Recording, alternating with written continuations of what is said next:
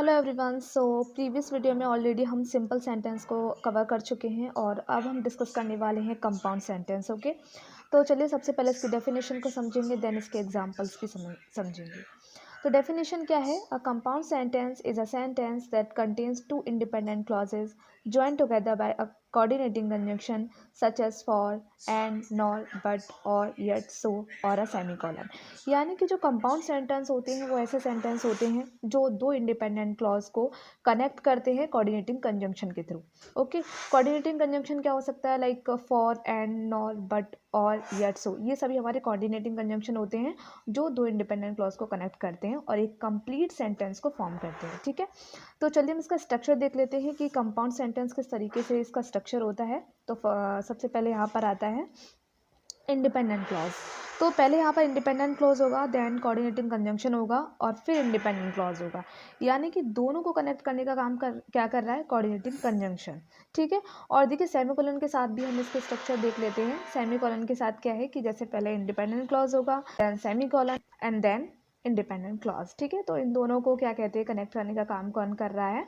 Semicolon. Coordinative conjunction के use करके हम देख लेते हैं कि किस तरीके से सेंटेंस फॉर्म हो रहा है, कंपाउंड सेंटेंस फॉर्म हो रहा है। तो फर्स्ट वन है, I wanted to go for a walk but it started raining. यानी कि मैं टहलना जाना चाहता था लेकिन बारिश होने लगी। तो यहाँ पर I wanted to go for a walk, ये जो है वो हमारा इंडिपेंडेंट क्लॉज है। एंड इसके बाद यहाँ पर जो बट है वो हमारा कंजंक्शन है। एंड इट स्टार्टेड रेनिंग जो है वो इंडिपेंडेंट क्लॉज है। यानी कि देखिए अब यहाँ पर I wanted to go for a walk ये इंडिपेंडेंट क्लॉज हो गया, बट कंजंक्शन हो गया, और इट स्टार्टेड रेनिंग ये भी इंडिपेंडेंट क्लॉज हो गया। तो इन दोनों को कनेक्ट करने का जो काम कर रहा है, जो इन दोनों कनेक्ट करने का काम कर रहा है वो है कंजंक्शन, जो कि है बट। ठीक है, तो बट यहाँ पर इन दोनों कनेक्ट करने का काम कर रहा है और एक कंप्लीट सेंटेंस को फॉर्म कर रहा है। ठीक है, इसी के साथ नेक्स्ट एग्जांपल को देख लेते हैं। She enjoy painting and he likes playing the guitar.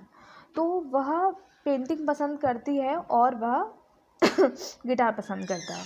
ठीक है, तो यहाँ पर जो शी इंजॉय पेंटिंग है ये इंडिपेंडेंट क्लॉज हुआ और एंड यहाँ पर कंजंक्शन होगा, and he likes playing the guitar ये यहाँ पर हो जाएगा हमारा इंडिपेंडेंट क्लॉज। तो ये दोनों इंडिपेंडेंट क्लॉज हैं और इनको कनेक्ट करने का जो काम कर रहा है वो है कंजंक्शन एंड। ठीक है, यानी कि कोऑर्डिनेटिंग कंजंक्शन एंड जो दोनों इंडिपेंडेंट क्लॉज को कनेक्ट करने का काम कर रहा है और एक कंप्लीट सेंटेंस को फॉर्म कर रहा है। ठीक है, अब देखिए यहाँ पर हम सेमीकोलन के यूज़ करके देख लेते हैं कि किस तरीके से कंपाउंड सेंटेंस फॉर्म हो रहा है। तो फर्स्ट वन है, शी लव्स रीडिंग, फिर सेमीकोलन है, and her brother prefer playing sports. यानी कि वह रीडिंग मतलब वह पढ़ना पसंद करती है और उसका जो भाई है वो क्या कहते हैं? स्पोर्ट्स खेलना पसंद करता है। ठीक है, अब यहाँ पर शी लव्स रीडिंग हुआ, ये हमारा इंडिपेंडेंट क्लॉज हो जाएगा। एंड सेकेंड वन जो है हमारा यहाँ पर ये her brother prefer playing sports, ये भी हमारा इंडिपेंडेंट क्लॉज हो जाएगा। ठीक है, और यहाँ पर ये जो सेमी कॉलन है ये हमारा इन दोनों इंडिपेंडेंट क्लॉज को कनेक्ट करने का काम कर रहा है और साथ ही एक पूरे सेंटेंस को, कंप्लीट सेंटेंस को फॉर्म कर रहा है। ठीक है, next one, I have a meeting at 3 PM, I will finish the report before then.